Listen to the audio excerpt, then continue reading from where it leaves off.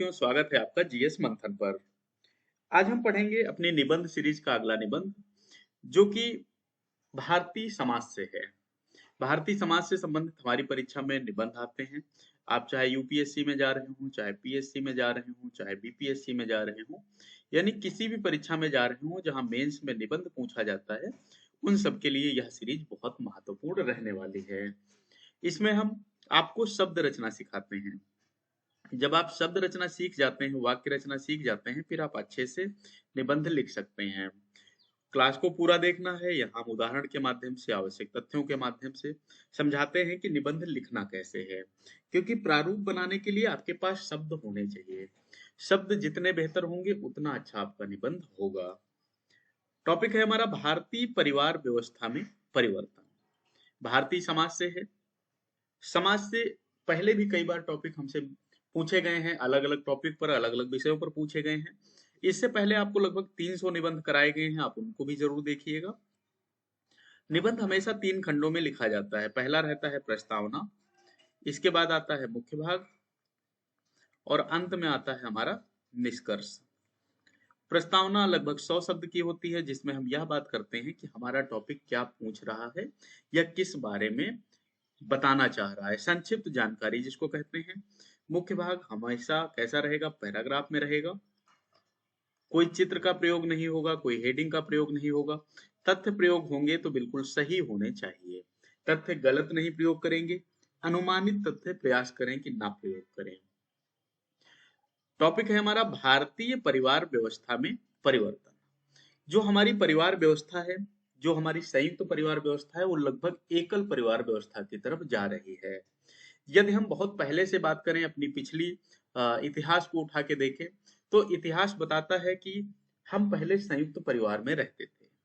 हमारा प्राचीन वैदिक जो बताता है, वैदिक काल बताता है कि हम ग्रामीण अर्थव्यवस्था थे, लेकिन परिवार हमारे संयुक्त होते थे, एक साथ मिलकर रहते थे, यानी एक वंशावली के रूप में हम एक साथ रहते थे। आजकल क्या हुआ है, कुछ आवश्यक, कुछ जरूरी, रोजगार या और ऐसे मुद्दे हैं जिनके कारण हमें अपने परिवार से अलग होना पड़ता है, और हम धीरे धीरे, कई बार इसी के कारण शहरीकरण का भी जन्म हुआ है, वो भी हम आपको समझाएंगे। जो हम देख रहे हैं कि समाज में परिवार टूटने से लगे हैं। निबंध लिखने से पहले हम एक रूपरेखा बना लेते हैं। रूपरेखा हमें मदद करने वाली रहेगी जब हम निबंध को शब्द दे रहे होंगे। सबसे पहले हम प्रस्तावना लिखेंगे, जिसमें बात करेंगे भारतीय समाज में परिवार का स्थान क्या है और संयुक्त परिवार की प्राचीन परंपरा क्या है। मान लेते हैं किसी के दादाजी हैं, दादाजी से पिताजी और चाचा जी, फिर उसके बाद आगे की पीढ़ी, उसके बाद आगे की पीढ़ी, उसके बाद इनकी पीढ़ी से लोग, इनकी पीढ़ी से लोग, फिर इनकी पीढ़ी से लोग, ये लोग, ये सब लोग एक समय था जब ये साथ में रहते थे। भले ही एक गांव में कई मकान बने हों, एक परिवार के 4 मकान, 5 मकान, 6 मकान बने हों, लेकिन ये सब आसपास ही रहते थे और पारिवारिक मूल्यों को समझते थे। एक दूसरे के सुख दुख में खड़े होना, शादी ब्याह में खड़े होना, ये सब रिवाज जो थे, ये उसको बेहतर तरीके से अपनाते थे, मानते थे। फिर क्या हुआ, कुछ परिवर्तन आने शुरू हुए। उन परिवर्तन पर बात करेंगे, जैसे पाश्चात्य संस्कृति का प्रभाव। बाहर के लोगों को हमने देखा। बाहर क्या है भाई, पाश्चात्य यानी क्या हो रहा है उधर, उधर के लोग अकेले रह रहे हैं, फिर कैसे सरवाइव कर रहे हैं, हम उसको धीरे धीरे फैशन को अपनाने लगे। आधुनिक शिक्षा की बात करेंगे। शहरीकरण और रोजगार के लिए पलायन। सबसे जो इसमें प्रमुख मुद्दा है वो यही वाला रहेगा आपका, शहरीकरण और रोजगार। चूंकि शहरों में क्या है, रोजगार के अवसर ज्यादा हैं। जब रोजगार के अवसर ज्यादा है तो वहां पर हर व्यक्ति अपने परिवार पालन के लिए बाहर जाना चाहता है। जब एक लंबा समय हो जाता है किसी भी व्यक्ति को बाहर रहते रहते रहते रहते, फिर वहां पर अपना स्थायी निवास बनाने पर विचार करने लगता है, और धीरे धीरे वह स्थायी निवास ले लेता है, यानी वो एक संयुक्त परिवार से अलग होके बाहर की तरफ चला जाता है। देखिए, हमारा प्रयास है कि हम आपको बेहतर तरीके से समझाएं, क्योंकि हिंदी माध्यम में शायद ही कोई ऐसे चैनल हो जो आपको एक एक लाइन विधवा समझाते हो। हम आपको यहाँ समझाएंगे। जो आपके सबके दिमाग में लोगों के बना रहता है कि हिंदी माध्यम से तैयारी करके संभव नहीं है सिलेक्शन, तो मेन समस्या क्या है, हिंदी माध्यम से तैयारी ही बेहतर नहीं हो पाती है। हमारे पास नोट्स हैं, हमारे पास पीडीएफ है, लेकिन हमें समझाने वाला कोई नहीं मिलता है। क्लास पहली बार देख रहे हैं तो आपको जरूर सब्सक्राइब करना चाहिए चैनल। एक एक विषय हम आपको समझाते हैं। एथिक्स की केस स्टडी भी हम आपको कराने लगे हैं, जो इससे लोग बचते हैं कि उसमें क्या करें कैसे करें, हम आपको वो भी यहाँ बेहतर समझाते हैं। बस आपका काम ये है कि पहली बार क्लास देखा है तो आप चैनल सब्सक्राइब कर लीजिएगा। फिर बात करेंगे संरचनात्मक बदलाव की। जैसे बड़े परिवारों का छोटे एकल परिवारों में बदलना और इसके पीछे सामाजिक आर्थिक कारण होना। एक समस्या ये भी है भाई, जब बहुत बड़ा परिवार है तो बहुत बड़े परिवार में क्या है, खाने पीने की उनकी व्यवस्थाएं उस हिसाब से करनी रहेंगी, उस हिसाब से उनके रहने उठने की व्यवस्थाएं करनी रहेंगी। यानी आर्थिक स्थितियों को देखकर भी धीरे धीरे लोग अपना अपना ही करने लगते हैं। स्त्री पुरुष संबंधों में नया आयाम आया है। जैसे महिलाओं की आत्मनिर्भरता और परिवार के निर्णय लेने में उनकी बढ़ती भागीदारी। निर्णय लेना बेहतर चीज है, लेकिन क्या है, स्त्रियां कई बार चाहती हैं कि उन सबसे अलग हो जाओ और आप अलग ही रहो। ये एक कारण भी हुआ है। फिर आखिर में पुरुष क्या होता है, विवश होकर अलग रहना शुरू कर देता है। और इसको हम ये नहीं कहेंगे कि वो आत्मनिर्भर हो गई है। उसमें क्या हो रहा है, धीरे धीरे लगाव खत्म हो रहा है परिवार से, पुरुष के परिवार से, और हो सकता है उसका झुकाव अपने परिवार यानी उसके मायके की तरफ ज्यादा हो। ये एक कारण भी है। मायके वाले बताते हैं तुम सबके लिए क्यों खाना बनाती हो, तुम्हारी जिससे शादी हुई है उसके लिए बनाओ। ये स्थितियां जो आ रही हैं समाज, और ये सच है, ये सच है जो कोई कहना नहीं चाह रहा है। पीढ़ियों के अंतराल की बात करेंगे। बुजुर्गों की स्थिति में बदलाव है और बच्चों के पालन पोषण पर पड़ने वाला प्रभाव है। एक और कल्चर इसमें आप जोड़ सकते हो, वो ये है कि जैसे क्या है, अब एकल बच्चे का भी धीरे धीरे चलन हो रहा है कि एक ही बच्चा होगा, सिंगल चाइल्ड होगा, ऐसे करके। जब सिंगल चाइल्ड होगा तो भाई रिश्ते खत्म हो जाएंगे धीरे धीरे।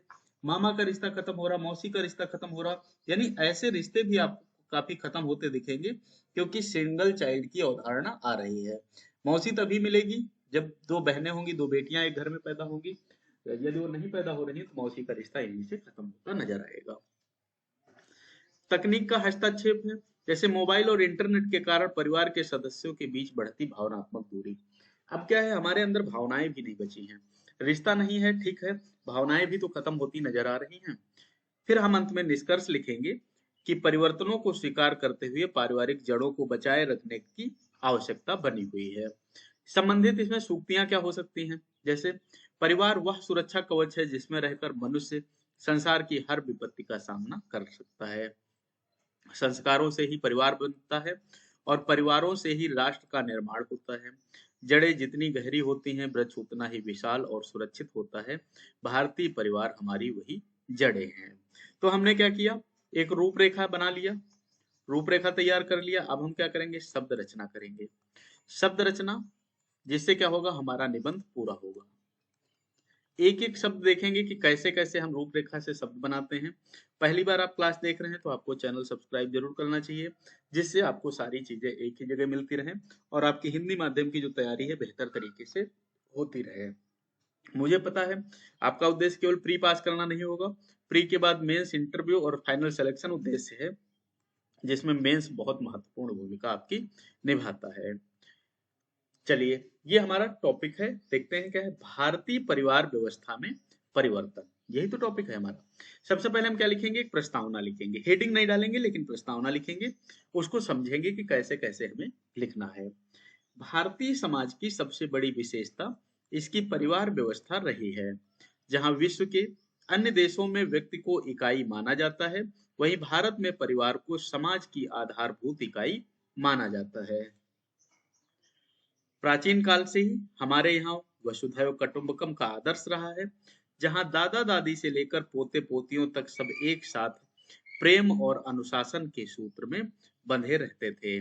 किंतु आज आधुनिकता की अंधी दौड़ और बदलती जीवन शैली ने इस सदियों पुरानी व्यवस्था के स्वरूप को पूरी तरह बदल दिया है। यह निबंध इसी बदलते परिवेश और उसके प्रभावों का विश्लेषण करता है। आप यह पंक्ति लिख भी सकते हैं और नहीं भी लिख सकते हैं, कोई जरूरी भी नहीं है।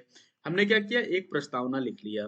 प्रस्तावना के बाद अब हम आगे चलते हैं। प्रस्तावना में हमने संक्षिप्त में बता दिया कि हमारा टॉपिक क्या है, क्या हमसे निबंध में पूछना चाह रहा है।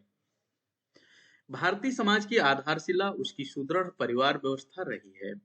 प्राचीन काल से ही भारत में संयुक्त परिवारों का वर्चस्व रहा है, जहां कई पीढ़ियां एक ही छत के नीचे रहती थी और सामूहिक उत्तरदायित्व की भावना सर्वोपरि थी।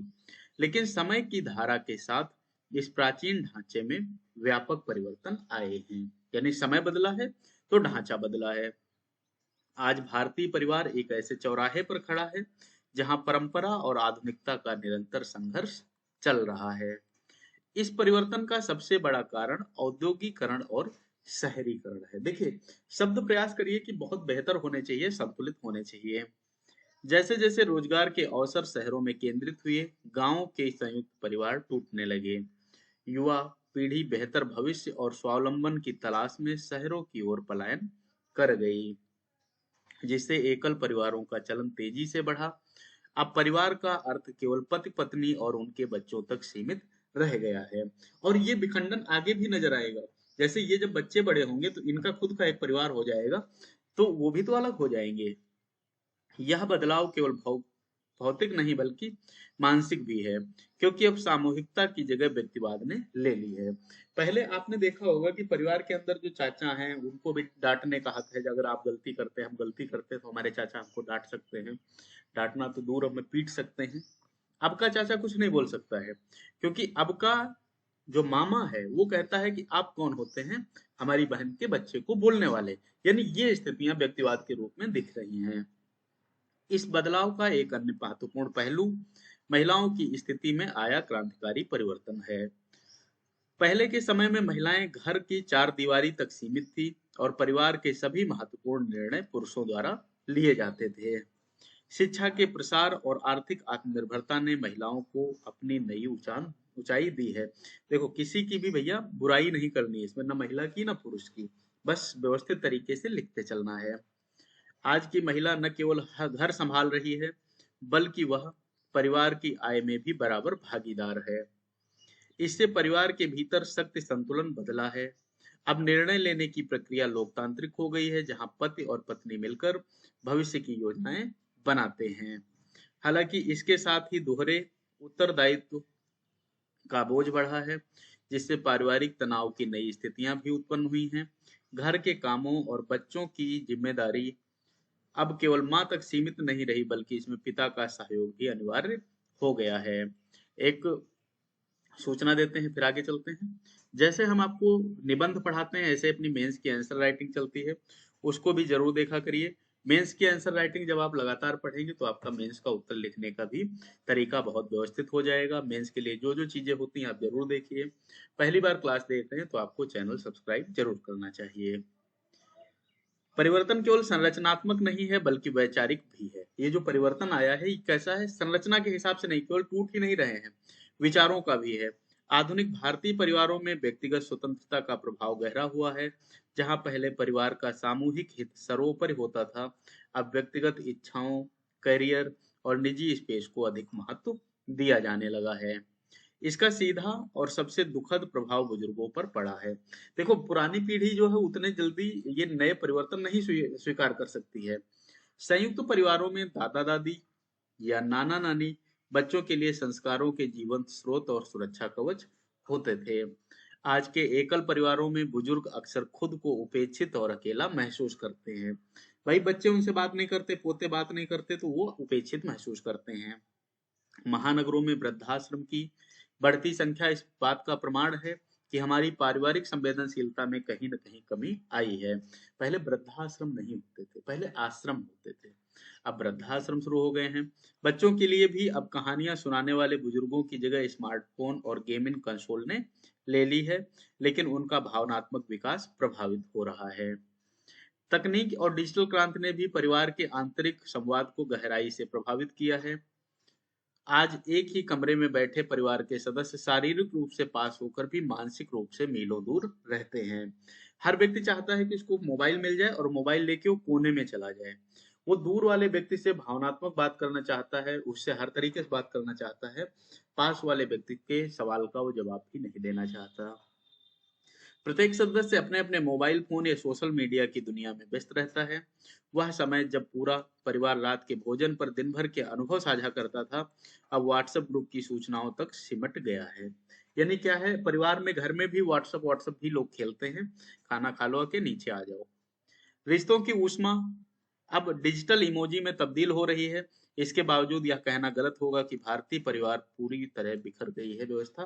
देखो, पूरी तरह व्यवस्था तो नहीं बिखरी है। जो ज्यादा मॉडर्न हो गए हैं वो भले ही वैसे हो गए हों, बाकी अभी भी परिवार गांव में आपको जीवित मिलेंगे। भारतीय समाज की अद्भुत विशेषता रही है कि वह परिवर्तनों को स्वीकार करते हुए भी अपने जड़ों को थामे रहता है। भाई एक चीज देखो, कई लोग अब भी हैं जो गांव शहरों में रहते हैं और अच्छे से सफल हो गए हैं, बेहतर तरीके से सफल हो गए हैं, लेकिन कहते हैं शादी ब्याह बच्चों के हम गांव से ही करेंगे। आज भी संकट के समय, विवाह और त्योहारों के अवसर पर ये बिखरे हुए एकल परिवार अपने मूल परिवार के साथ जुड़ जाते हैं और वही पुरानी एकता दिखाई देती है। आर्थिक दृष्टिकोण से देखें तो आधुनिक परिवार अब अधिक नियोजित और भविष्योन्मुखी हो गए हैं। बच्चों की उच्च शिक्षा, उनके स्वास्थ्य और व्यक्तित्व विकास पर पहले से कहीं अधिक निवेश किया जा रहा है। विवाह जैसी पवित्र संस्था में भी बदलाव देखा जा रहा है। अब विवाह केवल दो परिवारों का मिलन नहीं, दो व्यक्तियों की वैचारिक अनुकूलता का विषय बन गया है। अंतरजातीय विवाह और अपनी पसंद से जीवन साथी चुनने की प्रवृत्ति ने पुरानी रूढ़ियों को तोड़ा है। यद्यपि इससे कभी कभी पारिवारिक टकराव बढ़ता है, लेकिन यह समाज की प्रगतिशीलता का भी परिचायक है। अब हम क्या लिखेंगे? निष्कर्ष लिखेंगे। अंततः भारतीय परिवार व्यवस्था में आ रहे ये परिवर्तन विकास की एक स्वाभाविक प्रक्रिया का हिस्सा हैं। हम एक ऐसे संक्रमण काल में हैं जहां हमें पुरानी व्यवस्था की सुरक्षा और आधुनिक व्यवस्था की स्वतंत्रता के बीच संतुलन बनाना होगा। परिवार अपने आप में बुरा नहीं होता यदि वह मनुष्य के भावनात्मक और चारित्रिक विकास में बाधा ना बने। देखो एक चीज समझो, मैं आपको यहाँ थोड़े ज्यादा शब्दों में पढ़ाता हूँ। इसका कारण ये है, जब आप अच्छे से ज्यादा शब्दों में पढ़े होगे तो आप कम शब्दों में या कितने भी शब्दों में फिर लिख सकते हो। यदि हम आपको नाप के एकदम उतना ही पढ़ाएं तो आप कई बार नहीं लिख पाते हो, शब्द नहीं बना पाते हो। शब्द रचना ही आपको नंबर दिलाती है, ये हमेशा ध्यान रखना। संयुक्त परिवार की भावना और आपसी प्रेम में को एकल परिवार की व्यस्तता के बीच जीवित रखना ही वर्तमान पीढ़ी की सबसे बड़ी चुनौती है। यदि हम अपनी संस्कृति की जड़ों से जुड़े रहकर आधुनिक मूल्यों को अपनाते हैं तो भारतीय परिवार व्यवस्था अपनी विशिष्टता को बनाए रखने में सफल होगी। परिवार छोटा हो या बड़ा, उसका मूल आधार प्रेम, परोपकार, त्याग और आपसी सम्मान ही होना चाहिए, क्योंकि यही वे शाश्वत मूल्य हैं जो मनुष्य को मनुष्य बनाए रखते हैं। तो यह हमारा निबंध इस प्रकार पूरा होता है। अब इसका 2-3 बार अभ्यास आपको करना है। पहली बार क्लास देखा है तो आपको चैनल सब्सक्राइब करना है। पसंद आया है तो लाइक करिएगा, कमेंट करिएगा। जो कुछ नहीं समझ में आया आप कभी भी पूछ सकते हैं। मेंस के और जो सेगमेंट पढ़ाए गए हैं उनको भी जरूर पढ़िएगा। ये क्लास यहीं खत्म करते हैं, मिलते हैं अगली क्लास में। तब तक के लिए आप लोग अपना अभ्यास करते रहिएगा। धन्यवाद।